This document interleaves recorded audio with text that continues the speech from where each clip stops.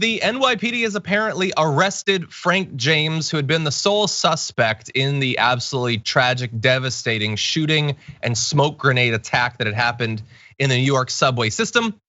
They apparently got him today. It was it was about 24 hours into a search that they had been conducting. Of course, as we told at that time, 10 people had been shot, dozens had been injured in a variety of ways during this attack, and he was apparently apprehended in the East Village.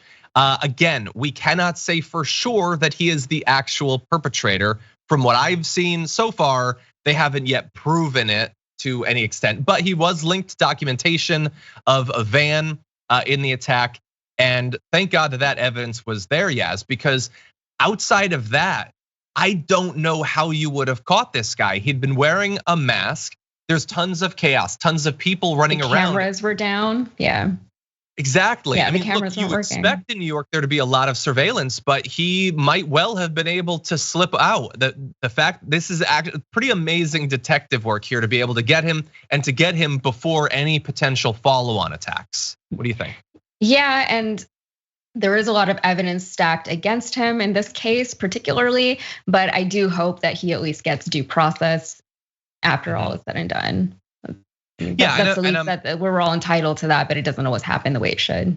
So. Exactly, and I'm sure that he will. But yeah, it's going to take more than just the filmed rants and everything. But if they find that he was purchasing and hoarding these guns, if people around him might know that he had been hoarding these guns, it's possible maybe they got him as a result of tips of people who knew him, who might live near him. Yeah. It seems like he didn't flee the city or anything like that. So it seems likely that there was assistance from people who might have recognized him. As we said in our other clip, they were blasting out photos of him. He became very hard to not see on the news over the last days. So if it turns out that he was the guy, fingers crossed that they got the right person, then great news. And that's gonna help to reassure a lot of people that at least in New York, this one threat thankfully isn't around.